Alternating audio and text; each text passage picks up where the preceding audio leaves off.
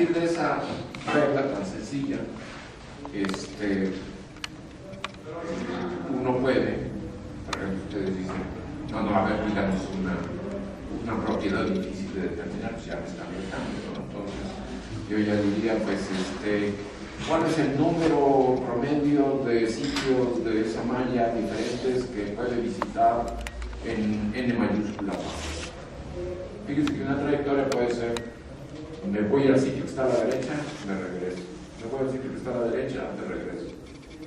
Y así, para siempre. Sí, tiene una probabilidad de hacerlo. Y ahí nada más va a visitar 2 sitios. Pero también otra posibilidad es que vaya visitando siempre sitios diferentes, que no se repitan. Y entonces hay muchas posibilidades. Y la pregunta es, ¿cuál es el número en promedio de sitios de ese lápiz, de esa red, que se visitan en N mayúscula pasos? Y podemos hacerlo, entonces nos enfrascamos con un cálculo y llegamos a él.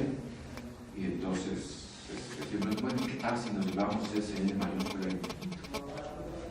No nos va eventualmente a pisar por otros nodos de esa red, o a lo mejor no. Vamos a ver. Esos son procesos estocásticos. Y los procesos estocásticos, como de caminantes aleatorias, es donde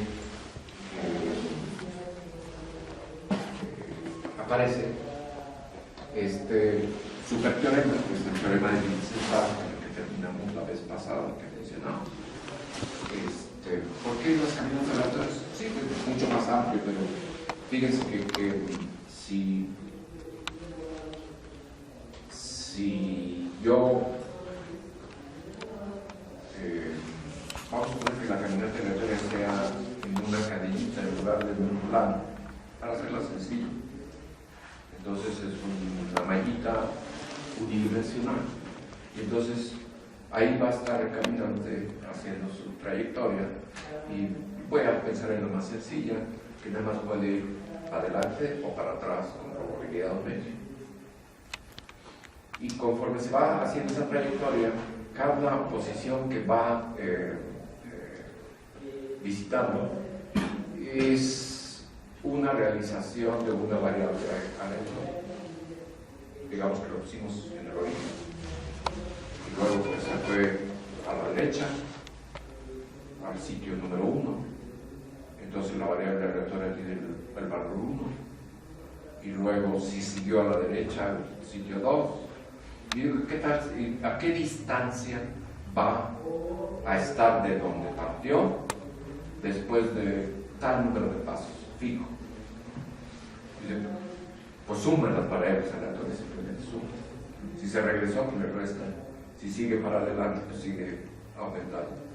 Y Antier, que es lo que les decía yo, tiene una distribución de probabilidad para que ustedes gusten, que en este caso es 1 medio y 1 medio y 0 todo lo demás, y genere valores de esa variable aleatoria, pues es decir, genere una trayectoria de esta caminata y sumen las variables aleatorias.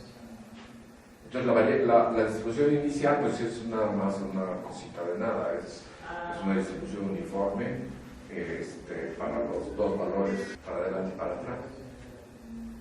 Pero si los voy sumando y me pregunto cuál es la distribución de probabilidad de la posición de este caminante después de 100 pasos o 1000 pasos o millones de pasos, y lo que va a ocurrir es que se está viendo un ejemplo muy particular de donde va a actuar este teorema del índice central, y la distribución de la suma de los valores de la variable aleatoria va a ir tomando la forma de una campana, y precisamente de la distribución normal o distribución gaussiana. Dicen, bueno, muy bien, fue un proceso estocástico y fue una manera aleatoria, y eso es lo que me vendría yo por este teorema ilimitado. Y venían láminas como estas, que las mostramos, teniendo browniano, hablamos sin entrar en detalle, y entraremos más adelante en qué ocurre si la regla del caminante, lo que define el problema, son pasos fijos, pequeños. Por ejemplo, como había yo dicho, nada más primeros vecinos en una malla. Pero luego dicen, no, pues ya, como ritmos vamos a poner primeros dos longitudes de desplazamiento. Y luego, pues que 3, que 4, bueno, pues, ¿qué tal si permitimos que pueda desplazarse a todas las distancias sin acotarlas desde el primer vecino hasta infinito, en una malla infinita? Dicen, bueno, pues ya se puso difícil. Bueno, pero vamos a hacerlo racionalmente. ¿En qué sentido? Pues de que le vamos a permitir a este caminante que pueda dar saltos a sus primeros vecinos frecuentemente, o sea, no están castigados, son los más permitidos. Y luego al doble de la distancia decimos, bueno, sí puedes, pero no tanto. Y luego a terceros, cuartos, quintos vecinos ponen una ley en la que no está prohibiéndole al caminante que dé un desplazamiento de 10.000 al 10.000º vecino.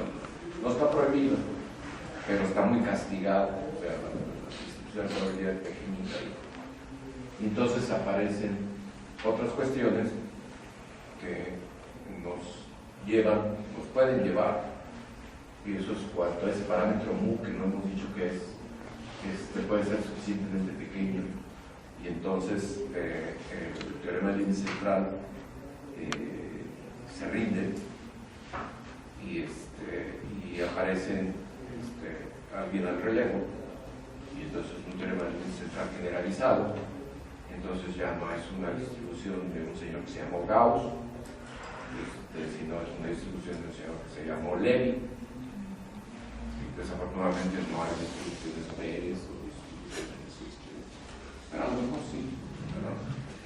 Bueno, y hablamos de autosemejanza en términos estadísticos. ¿Qué quiere decir autosemejanza en términos estadísticos? Quiere decir que autosemejanza ante ¿qué cuestión? Pues ante amplificación o reducciones, cambios de escala. Y entonces, bueno, pues ahí están 3 diferentes escalas y yo les puedo decir, miren, son autosemejantes. Entonces entro al derecho de decir, pues la verdad que no, porque no son iguales. No, pues sí, cierto, no son iguales. Pero lo que tienen igual es que están generadas por la misma distribución de probabilidad. Así le vamos a llamar, autosemejanza estadística, porque están gobernadas, porque la misma distribución de probabilidad que se pueden ver estas realizaciones a diferentes escalas. Y luego les mencioné este matemático, Weierstrass, y regresaremos a él, y luego le vamos a traer compañía. Luego lo vamos a acompañar por otro matemático, George Cantor. Cantor le pasó parecido, su vida fue no igual. No sé si él se volvió loco, creo que sí. Sí, ¿verdad? Sí. Weierstrass no, creo que acabó muy sano. Pero fue otro matemático que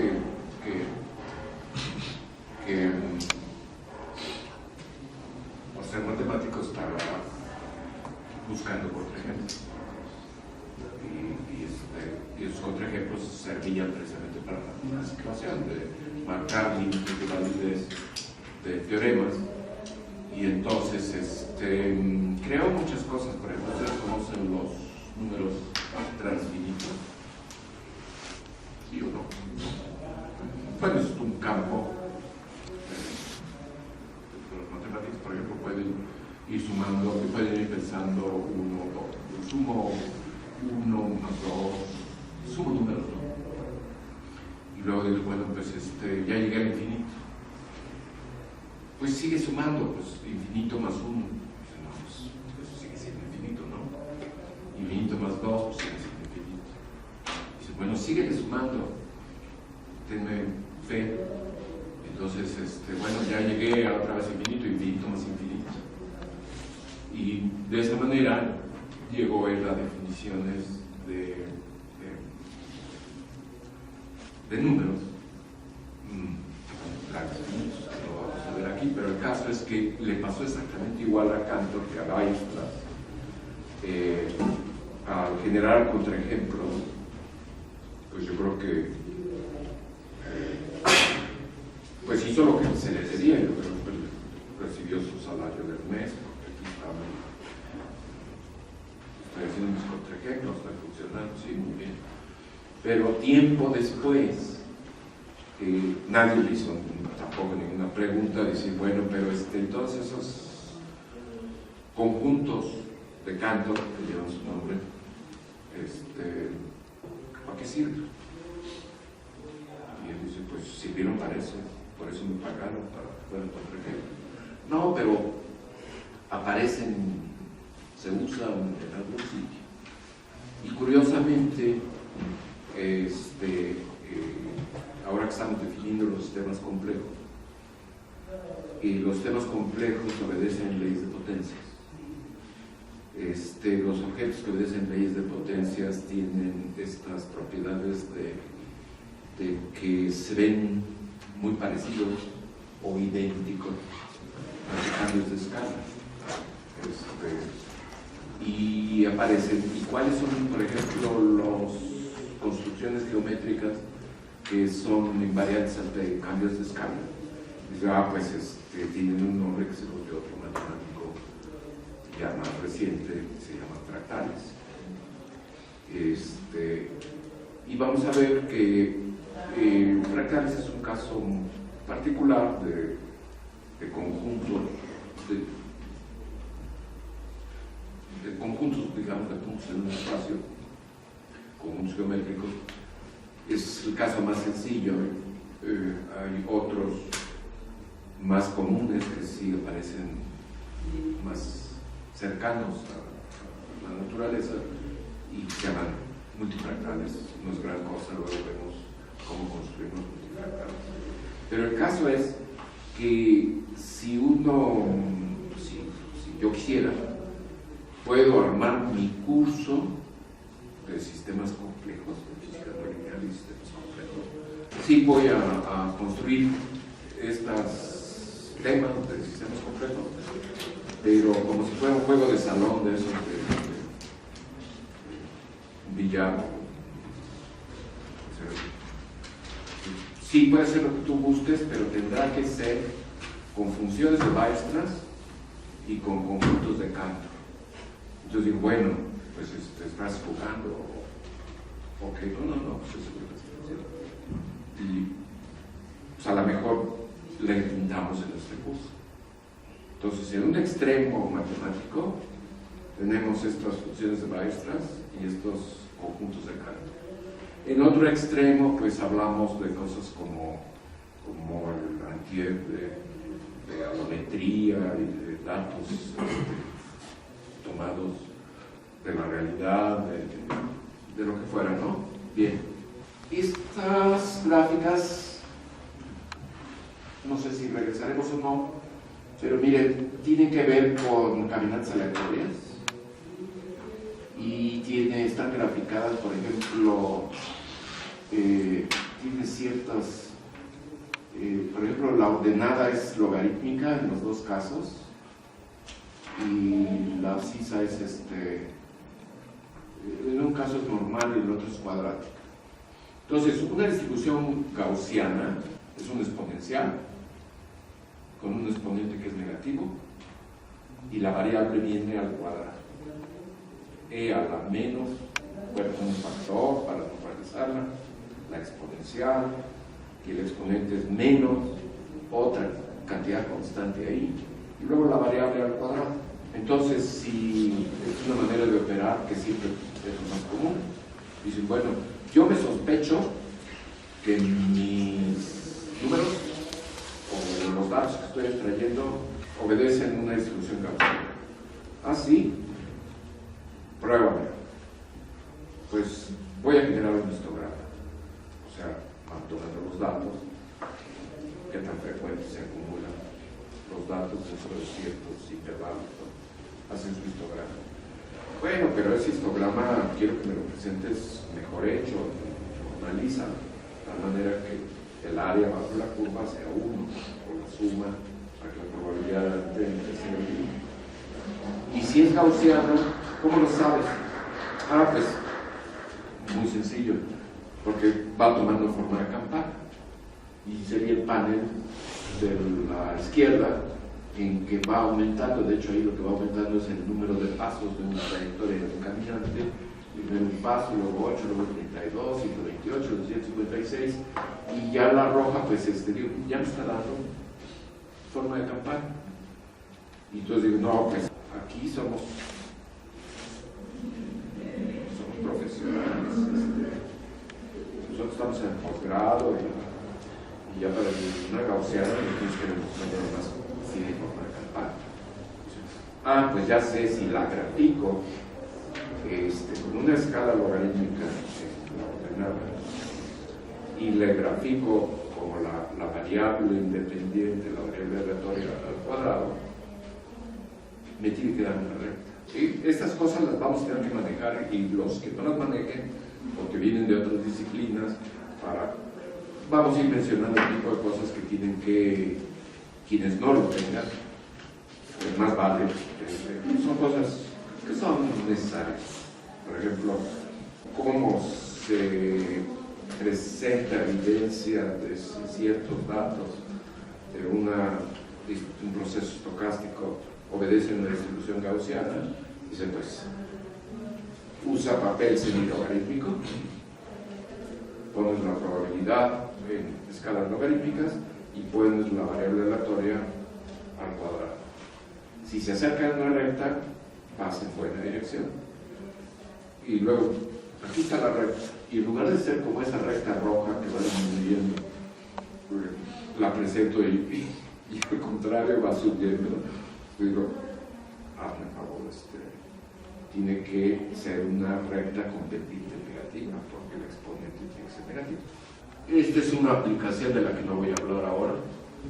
Por ejemplo, que se puede modelar esta molécula de DNA en un lenguaje de cambiantes aleatorios. Es posible trabajar en ese sentido. ¿Qué es lo que se puede modelar?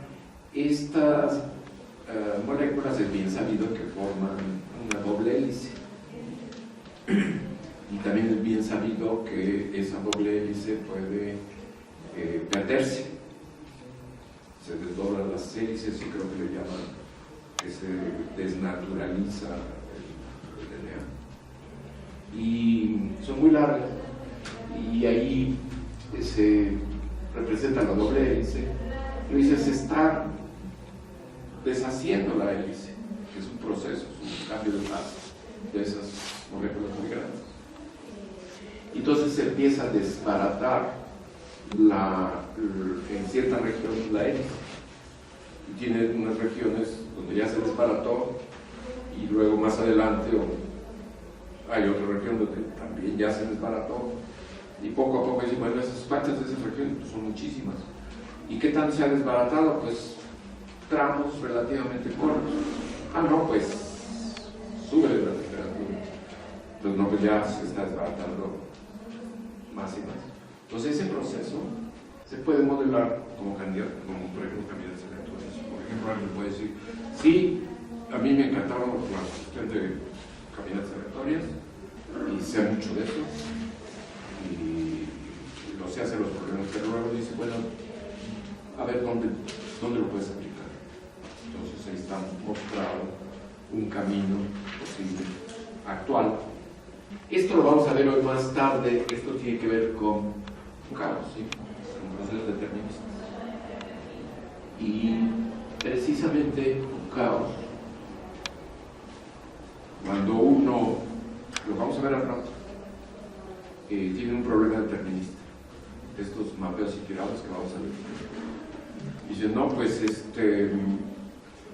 las posiciones que va tomando son periódicas, son repetitivas, pero de repente ya no, de repente ya son irregulares. Dice, pues exagérale, pues le exagero hasta donde puedo ir, y sería el borde, un borde que está en la parte superior, esa banda roja, quiere decir posiciones que se van tomando una después del otro, consecutivas. Pues sí, ya veo lo que está ocurriendo, pues bien irregular, para mí pues se parece a lo que obtengo con un proceso estocástico.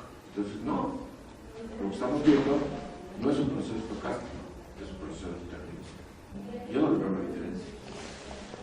Y no faltó, me imagino que ha de haber sido un dinámico no lineal ruso, posiblemente del mero invierno.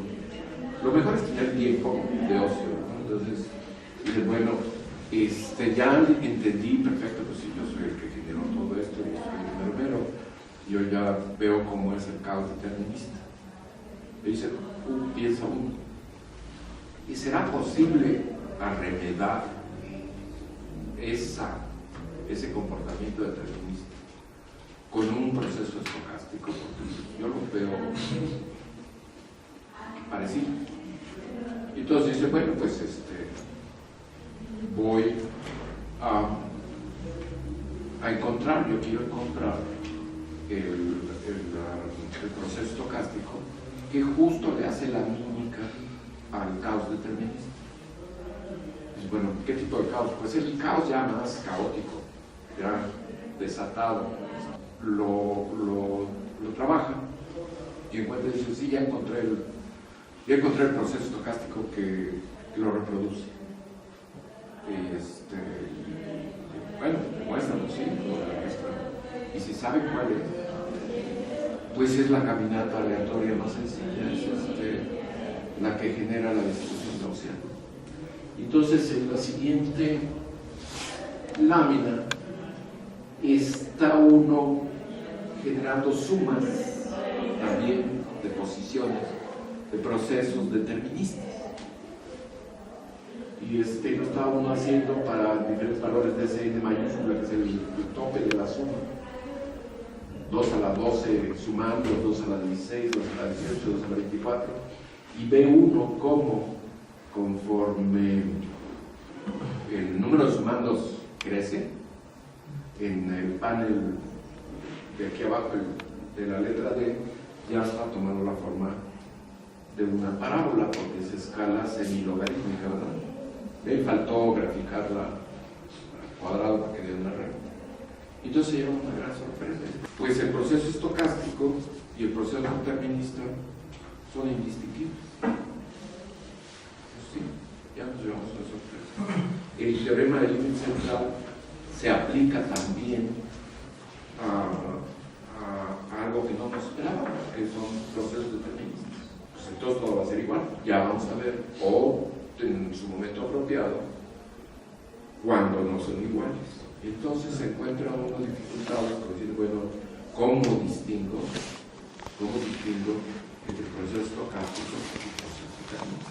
Esa ya es una buena pregunta. Alguien puede decir, a ver si me contratan en tal universidad y luego me dan definitividad, porque mi tema es precisamente el de esclarecer cuándo sí, cuándo no, es toda una cuestión. Hay grupos que están compitiendo unos con otros, que yo sí sé, que yo sí tengo el método para distinguir, etc., ¿no?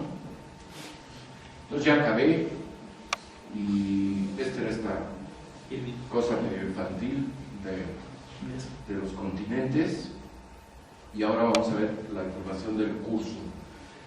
Y es que este programa, que va a ser el programa del curso, lo que sí les podría decir es que este programa va a ser el programa del futuro. Bueno, coincide en gran medida, realmente hay traslape suficiente con el programa que sea, pero sí lo vamos a ver de una manera que nos va a permitir ilustrar, sobre todo para los que están interesados en qué pasa con los sistemas complejos, a ver a dónde se puede realmente llegar, o qué conclusiones puede hacer, cómo puede funcionar científicamente con los sistemas complejos. Bueno, estos dos párrafos es algo que lo van a tener y lo pueden leer, y después no dicen nada. Y luego vienen 8 unidades. Este PDF también se va a enviar a la lista de correo para que lo añaden. Ya se entendió. Si son 8 unidades, y el semestre son 4 meses, tendrá que ser 2 unidades por mes. Van a ir encontrando que yo no sé hacer cálculos. Entonces presento esto y son mis... ¿De dónde salió eso? Pues salió de mis publicaciones. O sea que tiene su nombre, y dígame cómo lo hizo. Y entonces digo, no, pregúntenme otras cosas. Pero entonces yo digo, bueno, a ver, usted sabe hacer estas gráficas. Pues no. Para cubrirme, Álvaro nos va a suplir. De hecho, ya mostré unas 2 láminas de gráficas que hizo Álvaro, que lo hice. Pero bien, y también es porque tendré algunos compromisos y no estaré por aquí, entonces vamos. Pero vamos a decir, son 2 unidades por mes. Entonces, las primeras 3, de hecho, prácticamente las vamos a mencionar, es el material que corresponde a dinámica no lineal. Una dinámica no lineal, la gran suerte es que la dinámica no lineal es la más sencilla, la más tradicional. Y también vamos a dar una presentación muy breve, pero completa, de mecánica estadística. Entonces, la primera unidad precisamente dice dinámica no lineal de baja dimensión, así se le llama tradicionalmente, pero realmente quiere decir una dimensión, nada de vectores, nomás escalares. Y luego viene lo que son mapeos iterados disipativos. Y ahí hay que saber qué cosa es un mapeo, pues es una función. ¿Y qué quiere decir iterado? Pues que se aplica la función una y otra vez. ¿Y qué quiere decir disipativo? Pues ahí sí hay de 2, el caso disipativo y hay el caso conservativo. Y la decisión es ver nada más los disipativos, que es lo único que nos va a llevar a algún sitio. Vamos a definir qué es, etc. Pero ya vamos a ver, lo voy a ir diciendo y lo veremos. Es donde va a haber los disipativos, son los únicos que tienen estos objetos que va a ser el alma de la física que vamos a generar, que son los atractores. Va a ser muy importante para nosotros ver que son conjuntos de puntos, los atractores. Si fueran conservativos, no tienen atractor. Entonces para nosotros son muy importantes, por eso son disipativos. Y luego vamos a ver que nos lleva a describir las realidades precisamente porque no nos estamos entreteniendo con cuestiones conservativas. Los físicos, digamos, no todos, ustedes son físicos, que un buen número sí, ¿verdad? Un buen número. Pero los físicos también, en principio, no pueden pesar algo en el pizarrón. Fíjense que estoy tomando un tono que luego ya no es muy serio, pero o sea, las opiniones son, es nomás para mantenerla. Bueno, en fin. Y no puede empezar, un físico no puede empezar su trabajo en el pizarrón si no puede escribir el hamiltoniano. O sea, ¿de qué estás hablando? ¿Cómo estás? No entiendo. A ver, dime, ¿cuál es el hamiltoniano? Entonces no pueden empezar los físicos si no tienen el hamiltoniano. No nos interesa ahorita aquí qué cosa es un hamiltoniano, pero no pueden arrancar. Y luego aquí vemos cuestiones que van a ser muy necesarias, por ejemplo, en la física, digamos, de hamiltonianos. Las cosas son reversibles, pueden visitarse en una dirección en el tiempo y en la contraria. Pero en lo que interesa a los problemas de muchos grados de libertad, por ejemplo, los sistemas termodinámicos, los sistemas macroscópicos y muchas cosas que vamos a ver, nada más se puede ir en una dirección y son irreversibles. No se puede uno ir hacia atrás. Y entonces surge una pregunta concreta, real, que dice, bueno, pero estos sistemas, no vamos ahorita a hablar de ecosistemas o de sistemas financieros, o que al rato lo haremos más adelante, pero empezamos a hablar de sistemas que están formados por una sustancia, digamos. Y entonces alguien nos recuerda y dice, pero sus moléculas obedecen la mecánica bla bla bla, y es irreversible, es reversible esa mecánica. Y algo ocurre cuando nos vamos a números muy grandes de esas moléculas, que el comportamiento ya no es reversible. Precisamente lo molestan al sistema, o sea, lo perturban, y lo único que ocurre es un proceso que lo lleva al estado de equilibrio. Pero el estado de equilibrio, si ahí es el punto de partida, pues ahí se va a quedar y no va a ocurrir alguna cuestión en una dirección en el tiempo. Y es una pregunta válida. Si la física que obedece microscópicamente el sistema es reversible en el tiempo y conserva cantidades que son las cantidades físicas que se conservan, entonces ¿cuándo aparece la irreversibilidad? Y es todo un tema, y es un tema que lleva muchas décadas y lleva ciertas respuestas, pero para nuestros fines, si nos ponemos muy puristas y decimos es que el sistema es conservador, pues se nos va a acabar el semestre y vamos a estar todavía trabajando con sistemas que conservan y sin responder esa pregunta. Pues como no queremos caer en esa situación, mejor tomamos los casos situativos y van a ver que entonces vamos a poder ir a 100 kilómetros. Nada nos va a detener. Bueno, entonces dinámica no lineal, vamos a empezar con eso, pero luego voy a cambiar en la unidad 2 y voy a presentar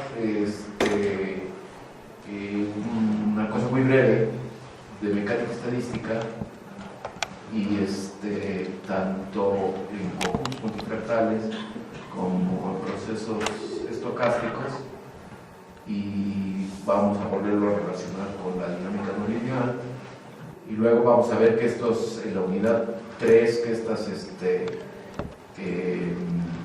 sistemas en una dimensión pueden mostrar nada más 3 diferentes rutas al caos, y vamos a ver qué son esas 3 rutas al caos, y ahí vamos a tocar algo de redes, de series de tiempo, de redes y del teorema de límite central. Estas 3 unidades es la parte de formalismo, y sin embargo ya vamos a tocar cosas como teorema de límite central, como redes, como vamos a ver que cada cosa es carne y hueso, pero es lo que tenemos que adquirir.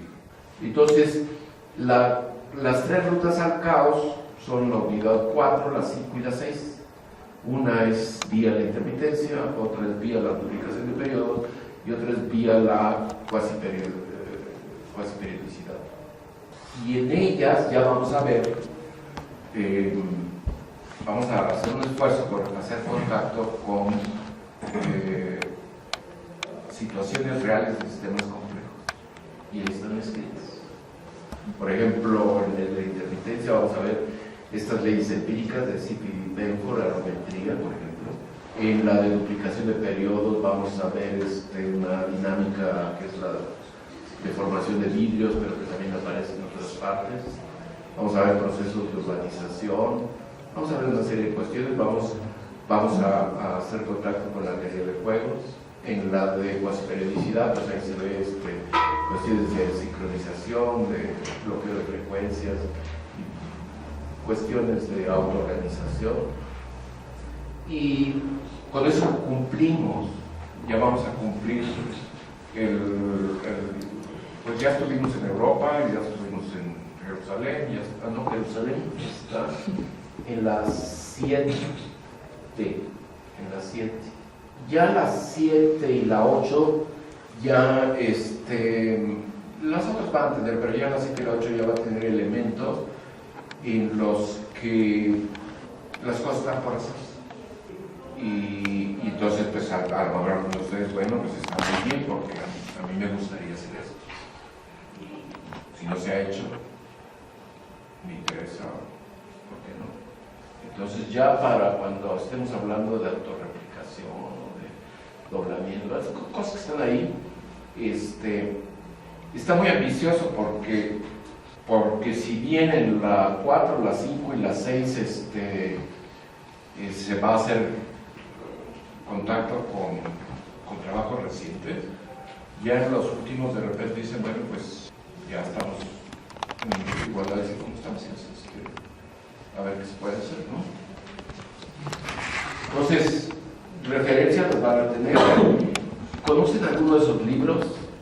El de Schroeder, un texto que siempre lleva muchos años, que es típico del caos determinista de Schuster, el Becky's Log, y luego puse unas cosas mías ahí, algo que es un trabajo de revisión y algo que es simplemente lo más reciente, el glosario que les voy a dar. Entonces, por ejemplo, aquí quedaron una presentación y un trabajo que tiene que ver con jerarquías, otra vez una presentación y un trabajo que tiene que ver con series de tiempo y redes, luego otra presentación en algún sitio y un trabajo que tiene que ver con teoría de juegos, luego otra cuestión que tiene que ver uno con estas leyes de Zipf-Benford y con el problema de organización, luego otro que tuvo que ver con teorema del límite central en las variables deterministas. Eso es muy antiguo, ya acabamos. Entonces, esa fue la introducción, ¿de acuerdo? Lo que me falta transmitirles son los PDFs. Esta lámina, pues es la situación básica que vamos a manejar, que son los mapeos iterados. Entonces, es una función, es esa función con la letra F, de, vamos a decir, dos variables. Una variable que ahí dice x sub t, que va a ser la variable, le vamos a llamar espacio de fase. Es una variable que juega su papel, es donde viven las trayectorias, lo que van a ser trayectorias. Entonces tiene una variable x, y esa variable x va a ser la variable de configuración, o la variable de espacio de fase, tiene ahí ese nombre. Y la otra, la que tiene la letra C, va a ser parámetro de control. Son dos variables, la x y el parámetro de control. El parámetro de control C lo le vamos a dar vamos a usar diferentes letras. y la otra generalmente va a ser X, pero también puede ser delta, Y. En el caso más general, pues ambas no tienen por qué ser escalares, pueden ser vectores, tensores, pueden ser funciones de muchas variables, pero verán que vamos a hacer prácticamente todo. A lo mejor ya la unidad 8, que a lo mejor va a quedar inédita, porque no nos dio tiempo. Pero son dos variables escalares. La dinámica no lineal está ahí escrita. Denle la función f. Eso sí, no va a poder ser una recta. Entonces, cualquier cosa que no sea una recta. Es función de quién, de la variable x. ¿En dónde? Pues en un intervalo. Entre 0 y 1, entre menos 1 y 1. Una variable es una función de x que no es recta y que tiene ese parámetro, esa otra variable, ese que es el parámetro de control. Entonces, me das la función, me das el valor que quieres del parámetro de control c y escoge un valor de la variable x y le llamas x sub 0 y le vamos a llamar la condición inicial. Entonces evalúa f de x sub 0 para el valor del parámetro de control c y da x sub 1. Entonces, ¿qué es lo que sigue? Tomo x sub 1 y la reemplazo por x sub 0 y me da x2. Y pongo x2 y me da x3 y le dan vuelta y vuelta y vuelta y vuelta y vuelta. Y entonces, ¿qué se genera? Pues un conjunto de valores de la variable x. Consecutivos, porque lo van haciendo uno tras otro. Y ese conjunto de valores de la variable x le vamos a llamar, bueno, le llaman los especialistas de estas cosas, la órbita o la trayectoria. Pero para algunos de ustedes ya se dieron cuenta pues, que es si el subíndice, el que hice primero, el que hice después, el que vengo así después, lo veo como un tiempo que va de unidad en unidad, el tiempo 0, el tiempo 1, el tiempo 2, el tiempo 3, no es un tiempo, es simplemente como voy iterando. Entonces, dice, pues tengo una serie de tiempo. Esa colección de datos es una serie de tiempo. Las órbitas, las trayectorias son series de tiempo y eso es lo que se hace. Entonces, en principio, con esta lámina termino el asunto. Pues ya no hay más. Conviene decir, por ejemplo, que precisamente porque la variable t es discreta, no tengo, la expresión más grande que voy a tener, no es una ecuación diferencial, podría haber sido una ecuación diferencial, es una ecuación de diferencias. De hecho, x sub t menos x sub t menos 1 dividido entre t menos t menos 1, que es nada más x sub t menos x sub t menos 1, si yo tomara el límite cuando ese t menos t menos 1 se va a 0, tendría yo la derivada. Podría sacar una ecuación diferencial de ahí, pero no nos conviene. Y no nos conviene porque, por ejemplo, si queremos comportamientos no triviales y queremos usar ecuaciones diferenciales, entonces se nos va a atravesar un teorema que lleva dos nombres, Poincaré y Bendix, que nos dice, con una ecuación diferencial de una variable escalar, nada, no hay caos. Con dos ecuaciones diferenciales acopladas, que ya es dos variables x y y, no lineales, todo el asunto, con dos ecuaciones diferenciales que ya pesan y quieren caos, nada. Entonces, ¿qué pasa? Bueno, pues tres ecuaciones diferenciales. Tres ecuaciones diferenciales, tres variables. Bueno, a lo mejor. Entonces tendría uno que ir a tres dimensiones o tres ecuaciones diferenciales. Y ya el asunto ya nos rendimos todos los que no sabemos hacer cálculos y a ver quién los hace, ¿no? Y sí hay, por ejemplo, algunos de ustedes deben conocer este sistema de Lorentz, que arremeda el clima y que pues viene de ir compactando, digamos, las ecuaciones de los fluidos con las Navier-Stokes. Entonces, nadie puede con las ecuaciones de Navier-Stokes. Y irla simplificando, pues llevó a este sistema de Lorentz de 3 ecuaciones, que es muy, muy rico, pero no lo necesitamos nosotros. Todos ustedes han jugado con estas figuras, conjunto de Mandelbrot y todos esos 70, y luego volvió muy popular y se generaron muchísimos trabajos en los 80 y luego 90, o sea, ya tiene 30 y tantos años. Fue precisamente, se puede entretener uno con ellos. Y yo creo que sí ocurrió, porque sí conozco a algunas de las personas que actuaron en este asunto, y luego cómo se resolvió, y luego cómo resulta ser que alguien resulta más papista que el Papa a final de cuentas. El asunto es que estas cuestiones se desarrollaron, fractales, mapeos iterados, conjunto de Mandelbrot y miles de cosas, y si tenían entonces ya una pantalla de computadora a colores, entonces colecciones de figuras y gran diversión. Y qué está haciendo el estudiante, pues ahí nada más está, o qué está haciendo el investigador, y fue generando una irritación en la comunidad de los físicos, como diciendo, bueno, llegó un momento en que dijeron, bueno, ya estuvo bueno, ya les pagamos por 20, 25 años,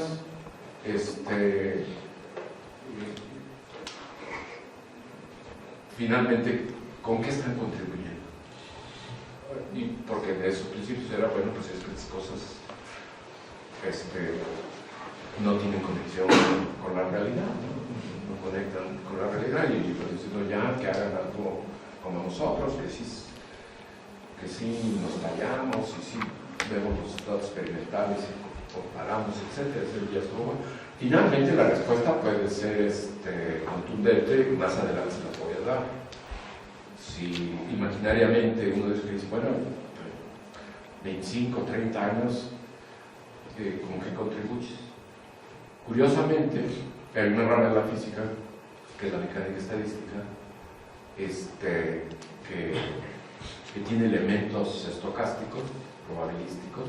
Por ejemplo, lo que le costó a Boltzmann, le costó no ver su trabajo aceptado en vida, en buena medida porque su comunidad no logró digerir el hecho de que cantidades centrales en esa rama de la física no son propiedades, son propiedades estocásticas, son propiedades probabilísticas. La temperatura no se come con tamaño de partículas y con cosas de ese tipo.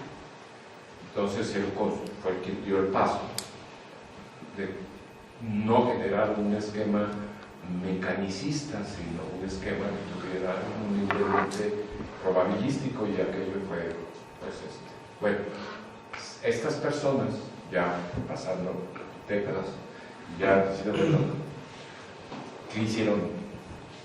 Finalmente, nomás estuvieron jugando, ¿verdad?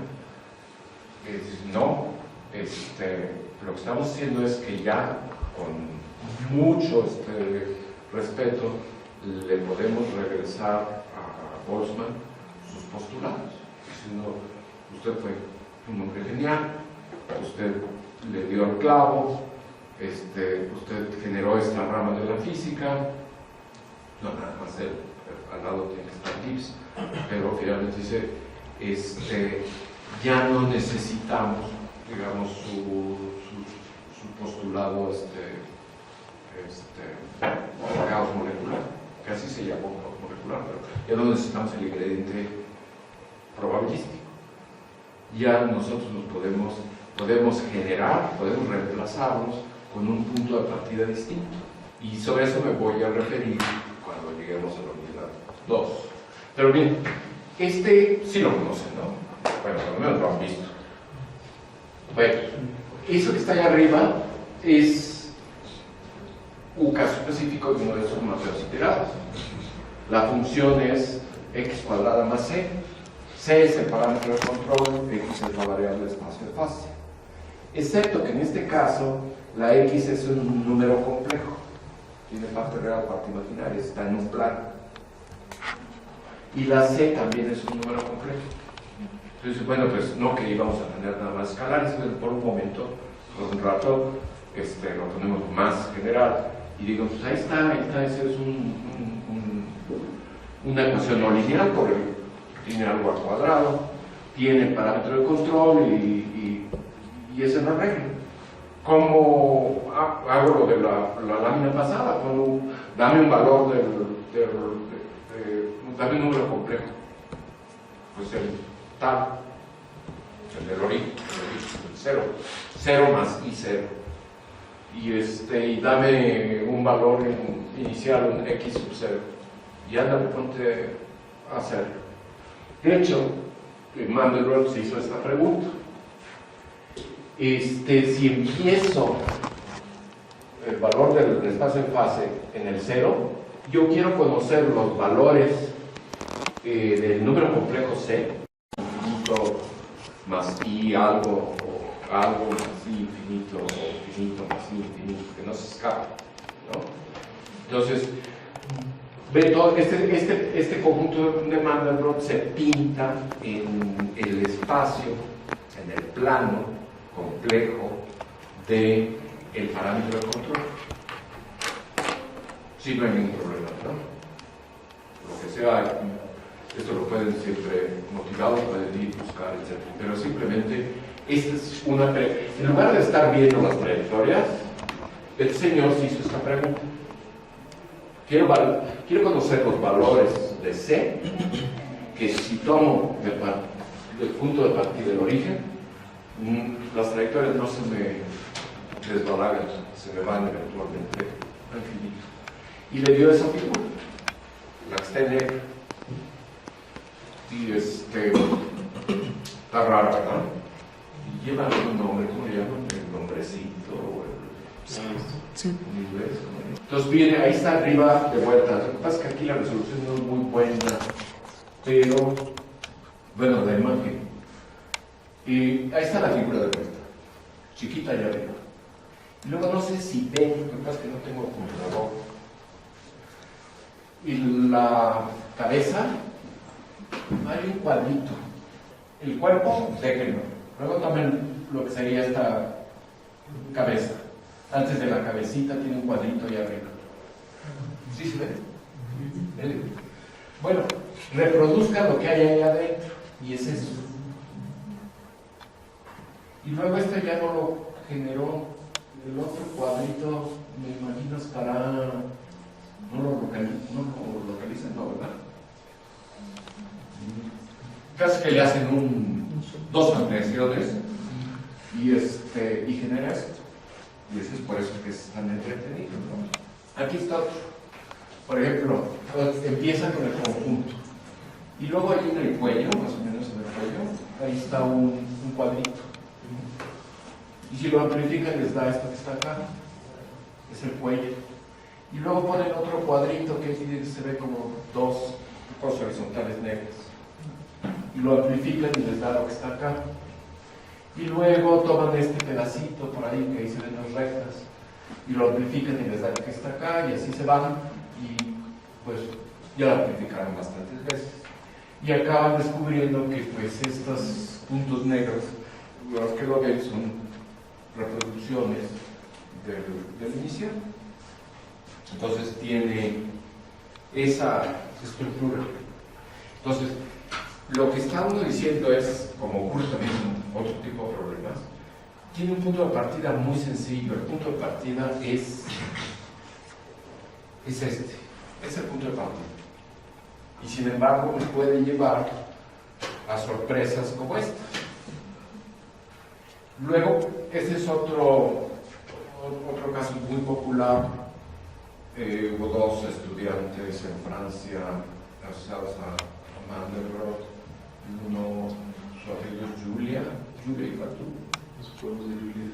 Sí, bueno, pero Julia y Fatou estaban trabajando por ahí. Y generaron este otro mapa que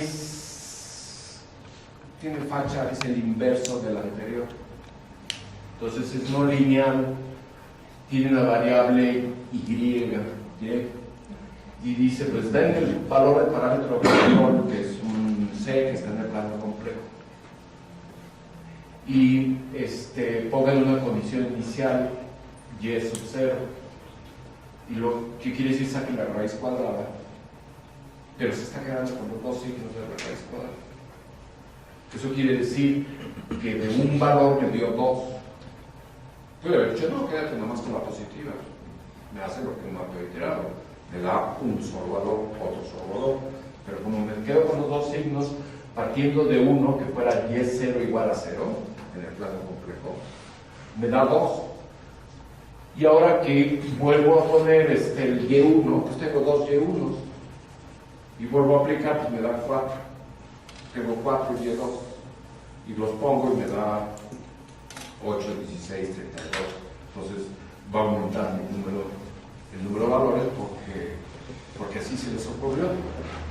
Y entonces se preguntan cuál es el conjunto, encuentre el conjunto de puntos límite cuando el número de iteraciones se va a infinito. Y encontraron muchas formas, hay colecciones de ellos, pueden ver en las páginas web, ponen los nombres y hasta se generan muchos programas y muchas cosas que ustedes mismos pueden hacerlo. Y los hay de dos tipos. Hay unos que son conjuntos conexos, y existe la definición de conjunto conexo, y hay conjuntos que son disconexos. Entonces está la familia de los conexos, la familia de los disconexos, y cuando ya vino el momento de darle reconocimiento a los dos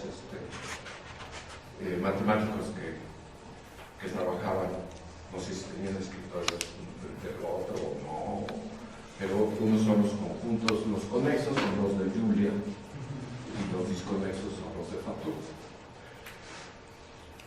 Aquí está un conjunto de, no sé si esto puede ser disconexo, uno de ellos. Tiene muchas formas. Entonces, lo que tenemos con el conjunto de Mandelbrot es esta autosemejanza que no es perfecta. Cuando se hace una amplificación, por ejemplo, primero de esta parte, esto que está aquí, está un poco deformado. Y luego toman una parte pequeña y les da el otro.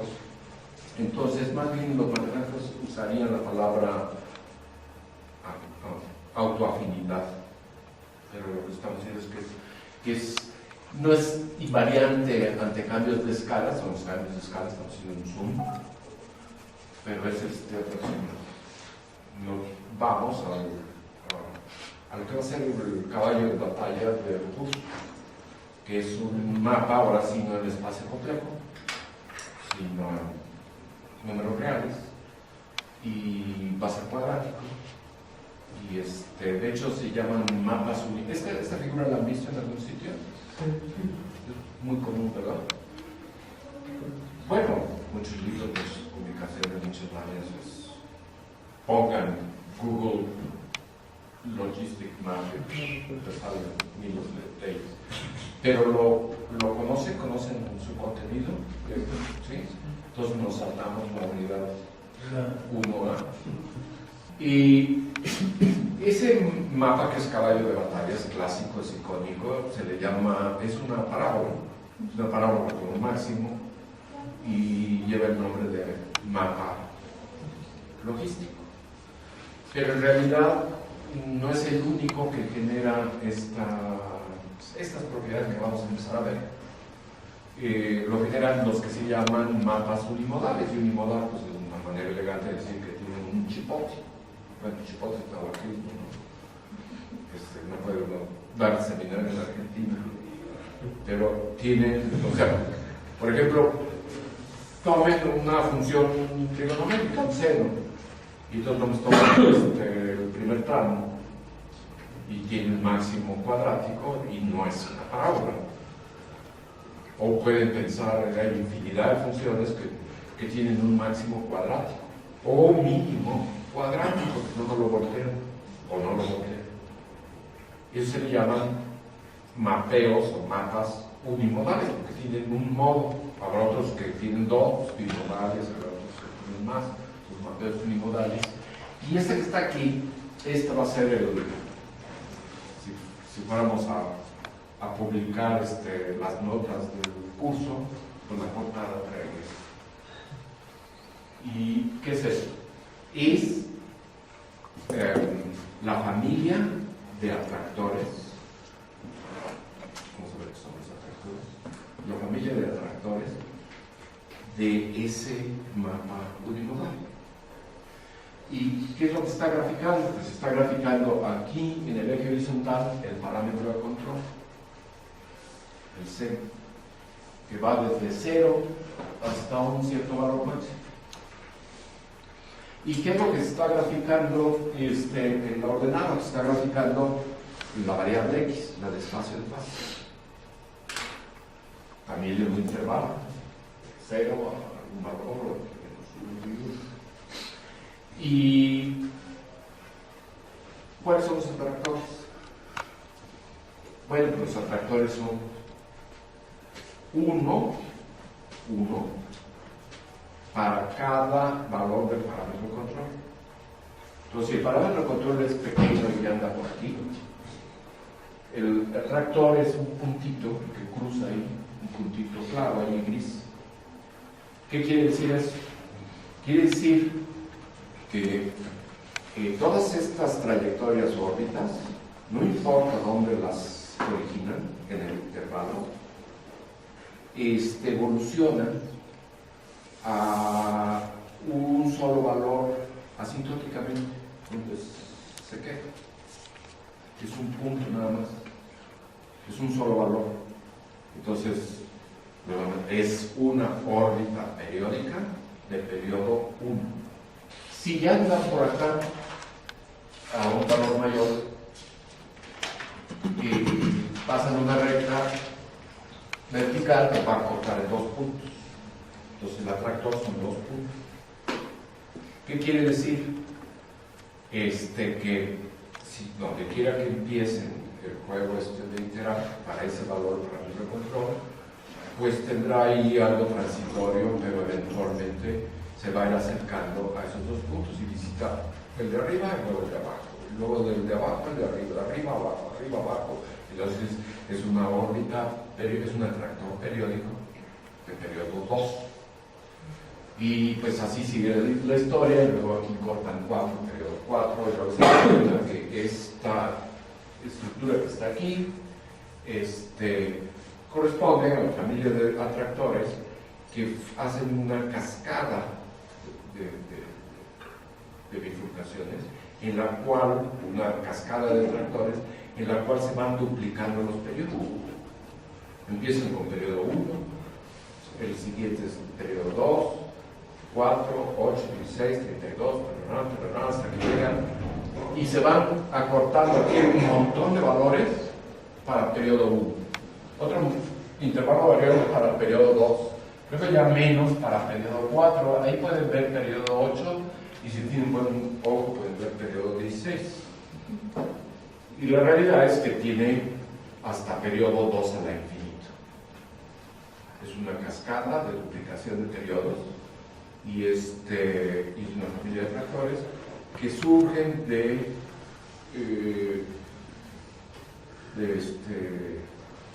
explorar mapeo cuadrático unimodal, y nos va a dar, vamos a ir enriqueciendo con más detalles precisos. Esa cascada de duplicación de periodos, y por ejemplo el libro, no nada más, pero el primero que les recomendé, el de Schroeder, la persona que figuró no fue el único, pero fue el que se llevó pues las palmas vive Mitchell Feigenbaum, trabaja en Estados Unidos, en Rochester, sí, Rochester, y su nombre, Feigenbaum, quiere decir, en alemán, quiere decir higuera. Feigen, higo, Baum, justo, ¿no? Una higuera. Entonces, como él lo estudió, esta rama, si lo voltea se ve como un árbol, ¿no? Pues se conoce como la higuera de Feigenbaum. Pero pues, dicho es la higuera de, en español tendremos, sí existen apellidos como higareta, por otro, higareta, debe ser el equivalente de Feigenbaum. En fin, acá en esta otra región, lo que se tiene son atractores que vamos a ver que se llaman caóticos. ¿Qué quiere decir esos atractores? Quiere decir que están formados por un conjunto infinito de puntos.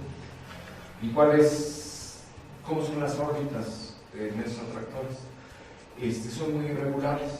Quiere decir que empiezo con un valor. Y por ejemplo, si empiezo con un valor de X que esté aquí en la parte negra, pues tiene que ir evolucionando y se va a tener que meter en la parte gris. Y ya se quedó en la parte gris. Y si pasa una recta, pues sí es una banda, pero no es todo el intervalo. Si era de 0 a 1, pues a lo mejor pues, se está viendo un intervalo que es más chico que el unidad. El atractor no alcanza todo el intervalo donde se define el mapa. Digo, sí. Y la dinámica es, pues, ¿qué hace? Pues, cierto número de iteraciones anda por aquí, y luego, pues, anda por ahí arriba, y luego sube, baja, está ya dentro del atractor. El atractor es una banda. Y si ustedes ven, lo que era una banda se forma si se mueven hacia la derecha, digo, hacia la izquierda, se rompen dos bandas. ¿Y qué pasa cuando ya están en dos bandas? La dinámica es muy curiosa, va de la banda de arriba y al tiempo siguiente a la banda de abajo, y luego la banda de arriba y luego la banda de abajo. Pero cada vez que regresa a la banda de abajo, cae en otra posición. Y cada vez que sube a la banda de arriba, cae en otra posición. Va llenando esos valores. Pero vas para arriba, para abajo, para arriba, para abajo. Y luego, más adelante, ven que se rompen cuatro bandas, ¿no? Y entonces, ¿cómo es la dinámica? Pues, primero, si empiezan con condiciones iniciales donde está negro, pues tienen que irse vaciando de ahí y yendo de ahí. Y ya que se va de ahí, se queda en la parte gris. ¿Y cómo es la dinámica? Pues va de una banda a la otra, a la otra, a la otra, en un cierto orden. En un cierto orden. Pero dentro de las bandas, pues va cayendo de la manera que podríamos decir impredecible. De hecho, se me olvidó decirles, por ejemplo, cuando estábamos en la primera parte de la izquierda y estábamos viendo periodo 4, la dinámica en periodo 4 está determinada. Es como un baile preciso. Tienen que ir del de abajo al de arriba y del de arriba al del medio abajo. Lo hacen en un orden preestablecido. Y si fuera periodo 8, también. Y si fuera periodo 16, también. O sea, no hay las posibilidades que gusten. Se ve cómo es el asunto y sigue un orden de visitas con el que no se puede jugar. Está fijo. Y es el mismo que les estaba yo mencionando si ahora viene de la parte derecha hacia la izquierda. El orden con que se visitan las bandas es el mismo que con que se visitaba del otro lado. Y se van multiplicando el número de bandas a cada vez más, cada vez más, cada vez más, cada vez más.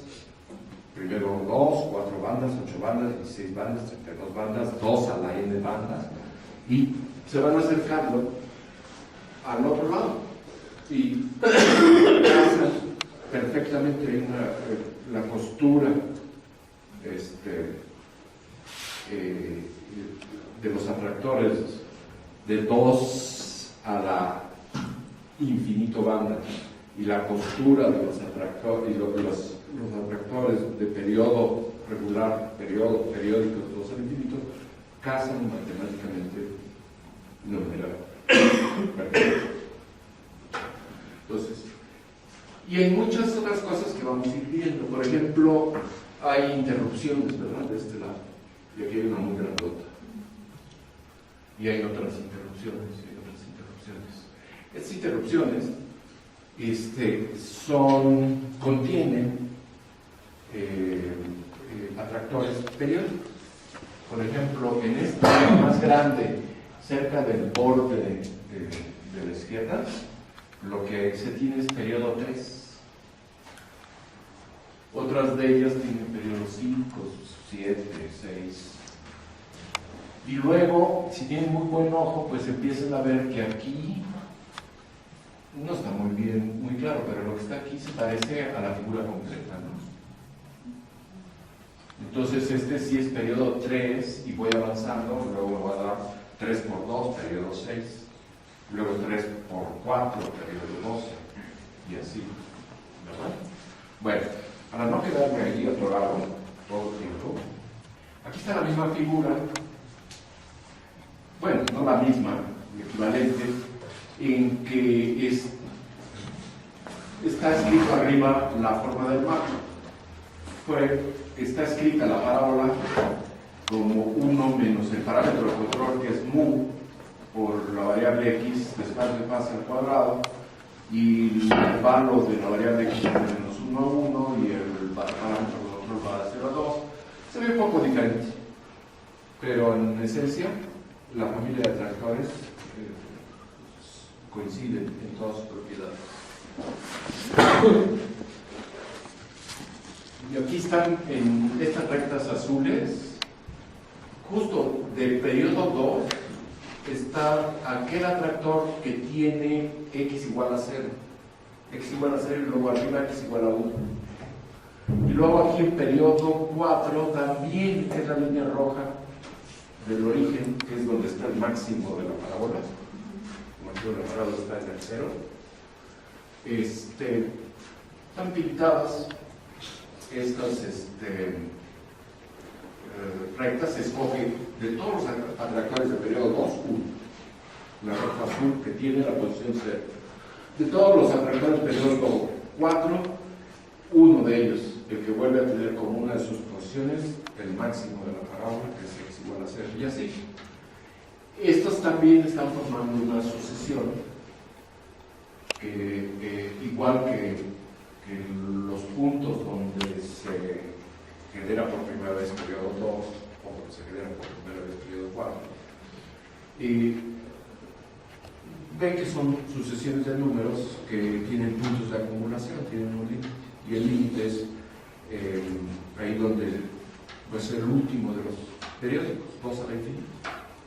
Y eso es la primera vez que estamos viendo algo que le vamos a llamar el borde del caos o la transición del caos, es ese punto de acumulación.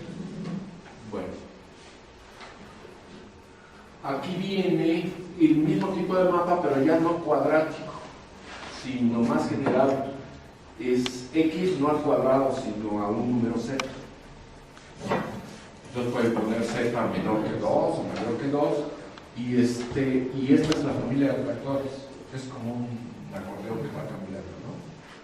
Y hoy no, pero más adelante vamos a ver que ya visto con el grado de no linealidad variable, vamos a poder hacer contacto con cosas como sistemas térmicos. No es lo mismo, nunca va a ser lo mismo, pero por ejemplo podemos decir que de la esquina ahí arriba con z igual a 1.1 es el más frío de todos. Es como una variable de temperatura, es el que está en temperatura más baja. Un decir, es un decir que lo podemos con eso y demostrar muchas cosas. Y el último que está aquí con z igual a 10, pues ya está con una temperatura muy alta. Podemos hacer contactos de este juego con otras cosas. Entonces aquí está de vuelta la imagen y están las dos versiones. Aquí es muy famosa, tradicional, de la parábola del mapa logístico, y esta es una que resulta ser en muchos casos es una buena alternativa. De hecho, con cambios de variable pueden ir de lo que está arriba al que está abajo y pueden establecer conexión directa con todas las propiedades. Okay. Luego,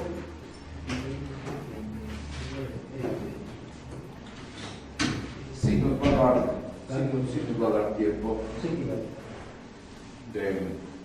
es la parte introductoria. Vamos a ir. Y es para darles aquí idea ya más sencilla de la manera de operar. Y si tomo un valor muy pequeño en parámetro de control y voy a tener el periodo 1, escojo una condición inicial. Este es el número de iteraciones. Y aquí estuvo ¿cuáles son los valores? No sé por qué no lo sé. Ahí está la condición inicial por ahí. Fue 0, quién sabe. Y entonces va iterando y se ven los valores que va tomando, que se van aproximando a un solo valor, ¿no? Más sencillo. Y aquí está el mapa, aquí está la parábola. Y entonces la condición inicial está aquí.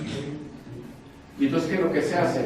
Tomo este valor que es x0 y en la esquina que está aquí arriba es x1, este es x1. Entonces tomo ese valor y lo pinto aquí abajo, x1, y evalúo en vez de este que es el x2. Tomo ese valor y lo pongo aquí abajo y vuelvo a aplicar y me da el x3, ¿verdad? Entonces, toman el valor, ponen abajo. Están haciendo de manera gráfica. Lo agarran, lo ponen abajo, lo evalúan, lo agarran, lo ponen abajo. Y luego se dan cuenta, ya que ven lo que están haciendo, que lo pueden hacer gráficamente. Pueden hacer un zigzag entre la recta a 45 grados y la parábola. De una manera de sacar trayectorias.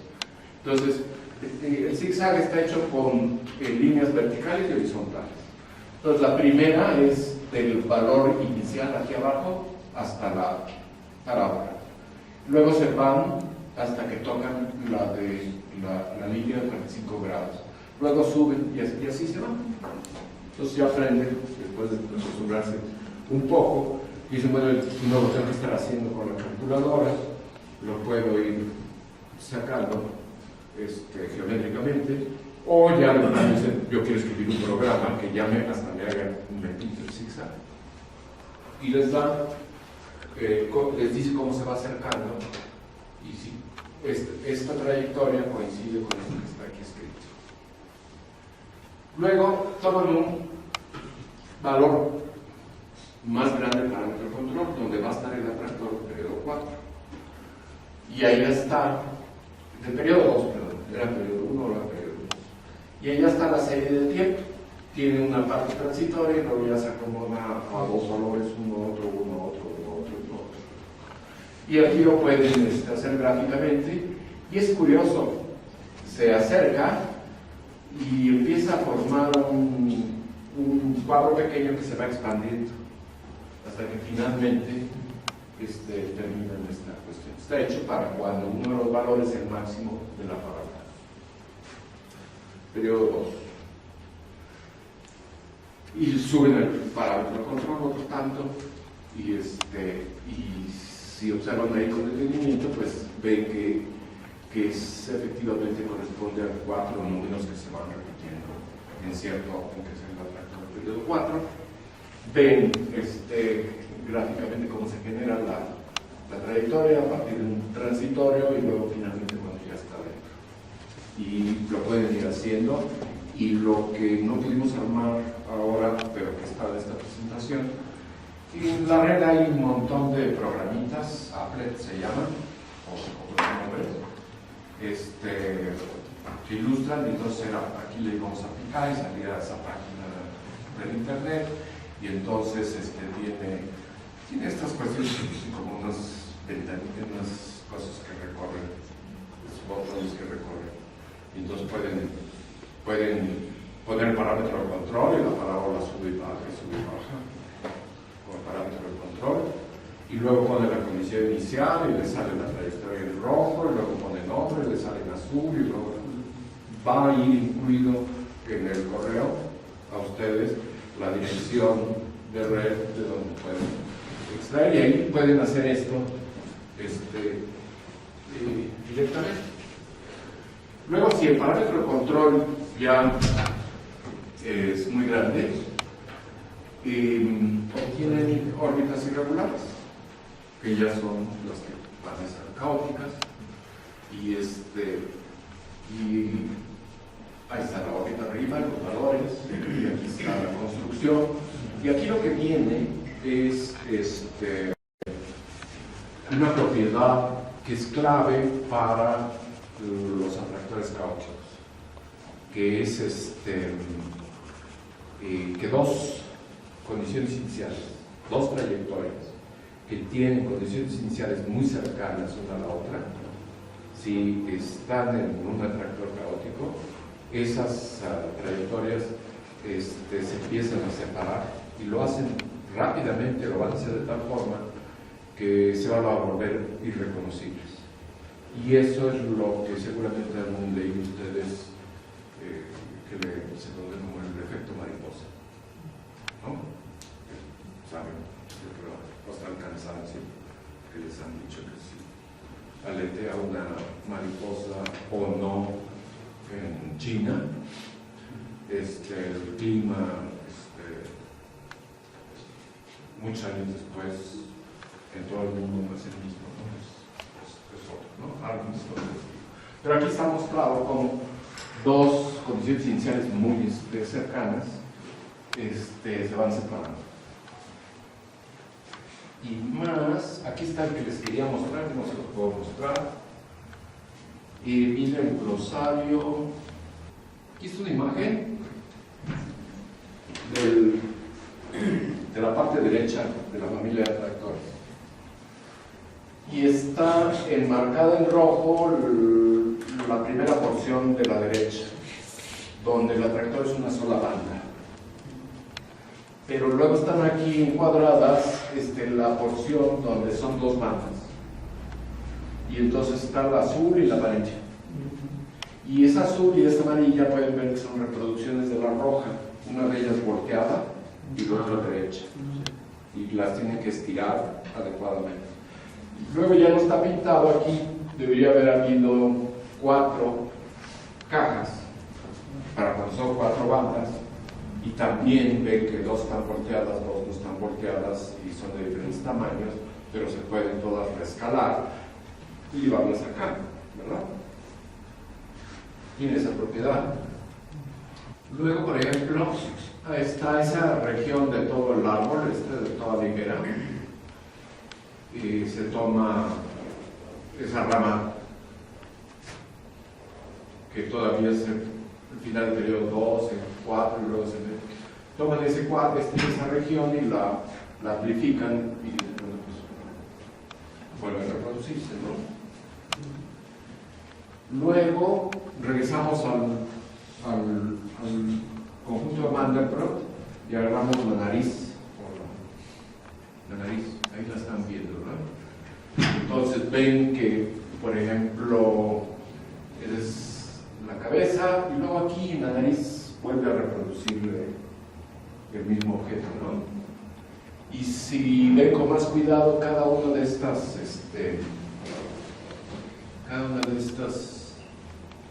cuestiones que está aquí, una vez que las amplifican, pues todas traen el mismo conjunto de Mandelbrot en otra escala, ¿no?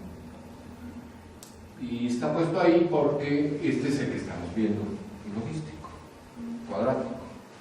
Y luego aquí estamos poniéndolos juntos, uno volteado, están los dos volteados y están siendo comparados con esas rectas verticales en rojo, ¿no? Entonces, donde empieza es, pues, digamos, aquí en la parte trasera, luego la bifurcación de periodo 1 a periodo 2, justo es el primer cuello, luego la de bifurcación a periodo 4 es este otro cuello, y las pueden ir viendo, y luego por ejemplo, este sitio, ese sitio en la nariz que tiene otra vez el más visible, corresponde a la ventana del periodo 3 bueno, no es sorpresa porque los dos son cuadráticos, uno en plano complejo y otro. Hay ciertas cuestiones, por ejemplo, esto vimos que está en parámetro de control C, que era un modelo complejo. Y entonces pueden ver que esta parte enorme del cuerpo corresponde a periodo 1, esta corresponde a periodo 2, 4, y se va duplicando el periodo. Y luego esta nariz, pues, tiene muchos intervalos caóticos.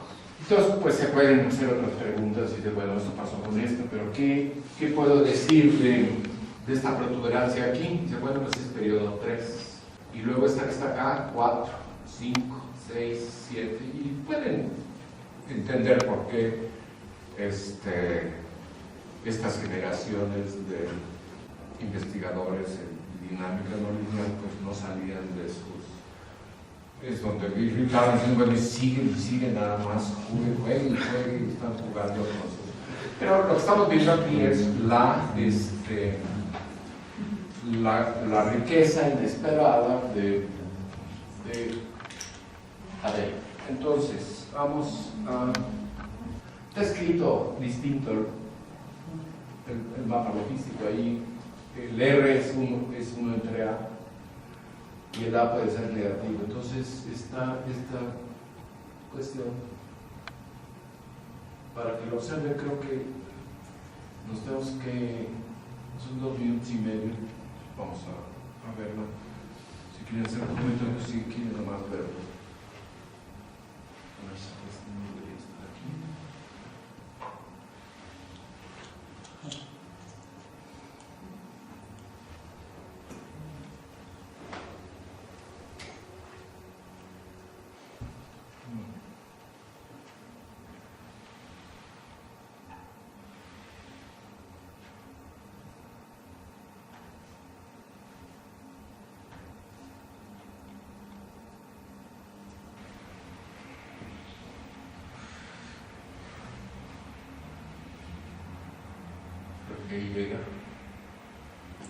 Esta lámina es para presentarles a un personaje central en la dinámica no lineal, que es lo que se conoce como exponente del diácono. Y todos los mapas iterados en una dimensión tienen un solo exponente del diácono. Pero están en 2 dimensiones, 2, 3 dimensiones, 3 y así. Entonces el número de exponentes del diácono depende de la variable del espacio de fase, si es en 1, 2, 3, etc. dimensiones. Una cantidad que es más general que el exponente del diácono, pero que vale la pena ya presentarla en este momento, es lo que se conoce como sensibilidad a condiciones iniciales. La vamos a tener que manejar, lo vamos a manejar bastante, y ahí queda definida. Fíjense, es una derivada. De hecho, lo que quiere decir es el límite de un cociente, y el cociente, ahí lo ven, es esta cuestión. ¿Qué es? Tienen aparte abajo, en el denominador, tienen 2 condiciones iniciales, 2, y tienen la diferencia entre ellos, la distancia entre ellos. Ese delta x0 es la distancia entre 2 condiciones iniciales. Y arriba, en el numerador, tienen la distancia entre las posiciones de las dos trayectorias al número de iteración t minúsculo. Entonces están viendo qué separación tienen las dos trayectorias dividida en el tiempo t, dividida entre qué separación tuvieron originalmente.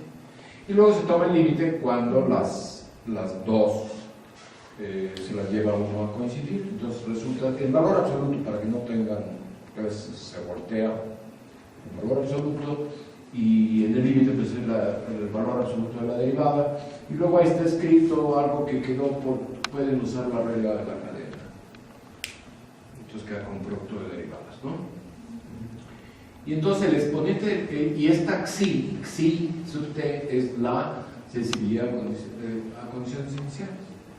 Entonces, operativamente, pues es un trabajo que pueden hacer ustedes, o sea, dame el mapa, dame el parámetro de control, dame las condiciones iniciales, escribo un programa que me genere precisamente esa derivada, ese límite, y ya. Y casi les puedo decir, no sé por qué hoy estoy haciendo confesiones. Yo nunca he calculado una sensibilidad con condiciones iniciales. Por alguna razón. Bueno, numéricamente. Entonces, pues sí, me da pena decirlo, porque vamos a hablar mucho de las sensibilidades de condiciones iniciales, y seguramente, sobre todo para quienes están tomando el curso con créditos, va a tener que calcular condiciones sensibilidad de condiciones iniciales, ¿no? Bueno, y el exponente de átomo, lambda minúscula, se define de esta manera: 1 entre el número de iteraciones, el tiempo, multiplicado por el logaritmo de la sensibilidad de condiciones iniciales, cuando el número de iteraciones es muy grande. Es su definición, exponente de gamma. Y si es que va a ser un número, eso es lo primero que ven aquí, si es que va a ser un número y están dividiendo entre el número de iteraciones, y el número de iteraciones lo están llevando gradualmente hacia infinito, pues tendrá que ser que el logaritmo de la sensibilidad tendrá que crecer linealmente en el tiempo, porque si arriba no crece linealmente en el tiempo, lo que está abajo crece linealmente en el tiempo, y no les va a dar un número, por ejemplo, que crezca más lento que lineal, pues se lo lleva el denominador y se lo lleva a cero, o al revés, se puede ir a infinito. Entonces, para que esto sea un número, la sensibilidad a condiciones iniciales tiene que ser un exponencial para que su logaritmo sea lineal en t. Y lo único que les queda ver pues, es el signo del exponente. Resulta ser, y es un milagro, pues, digamos, está uno en términos de alguien que está viendo los asuntos físicamente, diciendo, a ver, cómo es la sensibilidad a condiciones iniciales en todos estos mapas. Todos los de una dimensión, todos los de 2, todos los de 3, todo, etc. Y dice, sí, resulta ser que la sensibilidad a condiciones iniciales siempre es exponencial. Bueno, como los matemáticos, casi siempre. Luego vamos a encontrar que cuando no lo es aún más interesante. Pero eso es una sorpresa, es algo que sí nos viene de algún sitio. O sea, sí viene como algo que no estamos nosotros generando. Es un hecho, una realidad. La sensibilidad a condiciones iniciales en estos mapeos iterados no lineales es exponencial. Y puede ser un exponencial con exponente positivo o un exponencial con exponente negativo. A lo mejor no es exponencial para tiempos de iteración pequeños. Habrá un transitorio y aquello se va a pegar a un exponencial que crece o a un exponencial que decrece. ¿Qué pasa si decrece la exponencial? Quiere decir que las dos trayectorias se van a juntar. Y se van a juntar muy rápido, se van a juntar exponencialmente. ¿Y qué pasa si se van a separar? Pues se van a separar y también se van a separar muy rápido, se van a separar exponencialmente. Y entonces de ahí la utilidad del exponente del diácono, que si lo calculan y le ven el signo, ya saben distinguir si su atractor va a ser periódico o va a ser caótico. Entonces,